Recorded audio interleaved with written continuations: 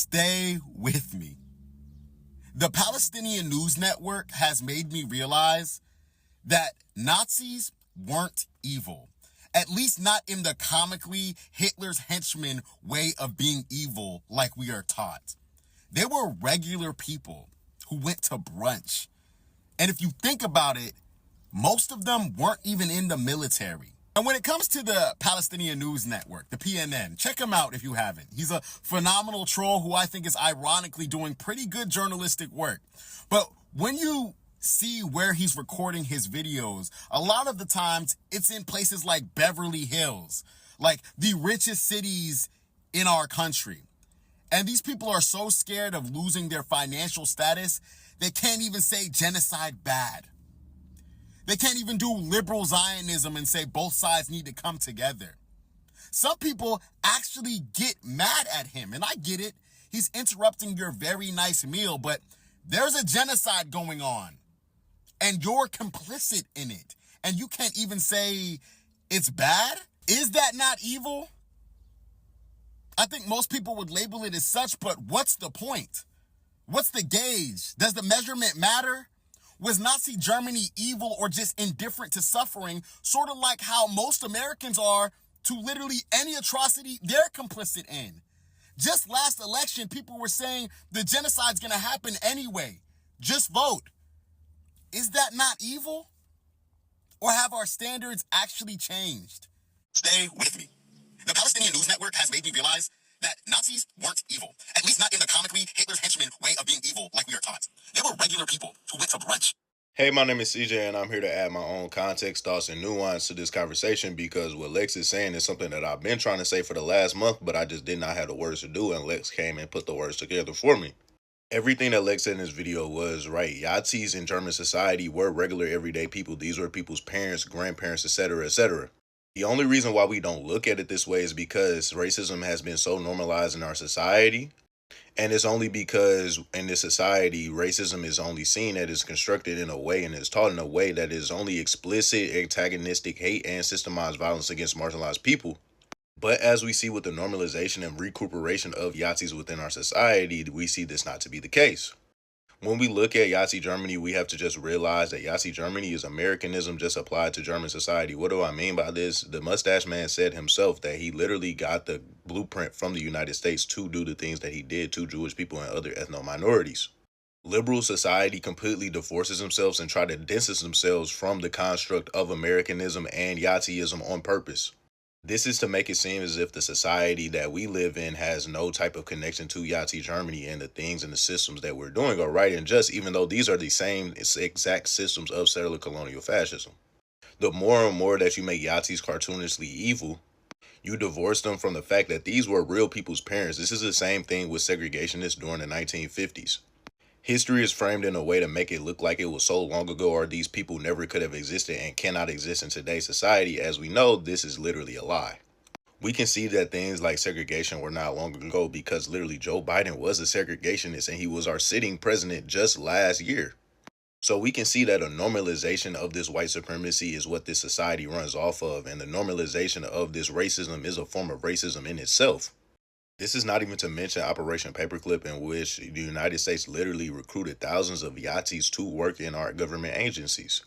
This is because the government acknowledges that it runs off of white supremacy, but it will never explicitly tell you that it's a white supremacist government or a white supremacist nation. This is because the more and more the government can have the air of progressivism or actually progressing forward, this pacifies the people. But as a black radical, I always know and I always have known that America is fascist. And the crazy thing is that American citizens acknowledge that this country's norm is white supremacy and racism, but they will never explicitly tell you that. One of the ways that I know this is because during the election, many people said that to excuse Kamala Harris's behavior, they said that every president has did a G-side, or G-side is just something that is normal.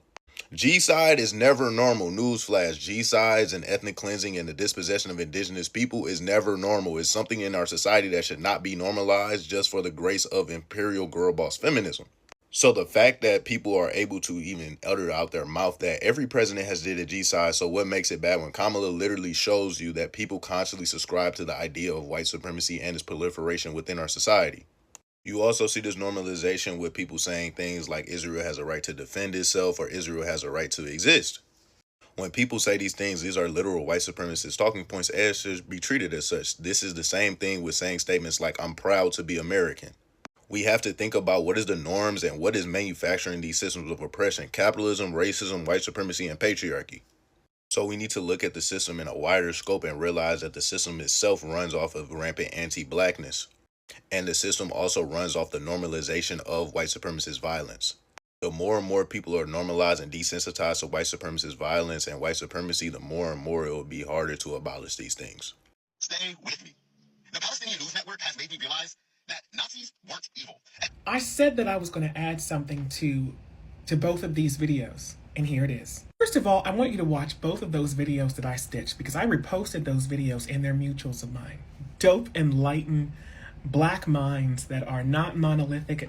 Let me stop bragging on my friends. You know, the way that Europeans washed over their complicity in the German Holocaust is the same way that the United States and the West, all of Europe, majority of Europe, is trying to wash over the Israeli genocide that's happening against Palestinians right now. They don't believe that their actions are violent, and they don't believe that their actions are evil. Here's something that was not talked about from the German Holocaust. When Jews were displaced in Germany, they were forced out of their businesses. All of those businesses were taken by the state and the German Reich and then sold back to German citizens. When those apartments were vacated, as German civilians watched their Jewish neighbors get rounded up into buses and trucks to be taken out of the country, they then sat in their homes, their apartments, their Jewish neighbors' businesses, and then bought their stuff in an auction. You don't believe me? This is well documented. I mean, well documented. Based on the value of their goods.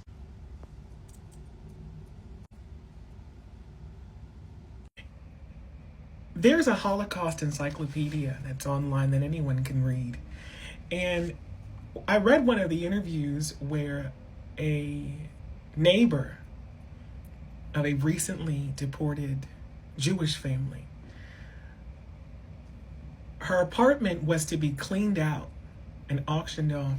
And the woman says, oh, my neighbor, she was a nice woman, lovely family, but she had a really nice sewing machine.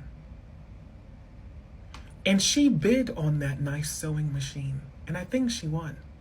Lowball estimates are about, statistically, that about 40% of German civilians knew of the Holocaust. About 40%. Lowball number knew of the Holocaust of the Jewish people. They knew. But they didn't see that not only their silence was wicked, but buying their recently deported neighbors' goods in an auction. They didn't see that as evil at all. They didn't care if they were coming back. They weren't concerned about that. And they didn't find that as evil at all.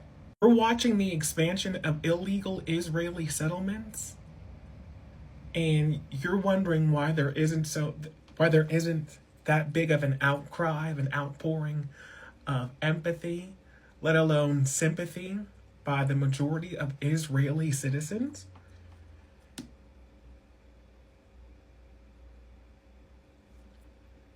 Silence is profitable, whether it be in auction, whether it be in comfortability, or whether it be in the expansion of land. Propaganda or not. The silence and complicity in the suffering of others because it benefits your privilege, helps maintain the status quo, or provides material rewards for going with the status quo is evil. It's evil when you know where it's coming from. And a great deal of them know exactly what it costs to maintain American imperialism, German imperialism, European imperialism, maintaining Western hegemony. To get that new iPhone requires the exploitation of a bunch of people in the Democratic Republic of Congo, the displacement of many in the ongoing civil wars in Sudan. We told you what it requires. You chose your comfort, your status quo, your material possessions instead of the suffering it brought to other people. That's evil. It's evil. You didn't need to be in the SS to be complicit in evil or be a partaker in the iniquity of what's happening in all of these events. Once you're aware of your actions causing harm, do you express remorse or do you express regret? Because you can give hundreds of billions of dollars in restitution to account for the sins of old, but supplying weapons and manufacturing weapons and consent to destroy the descendants of is evil.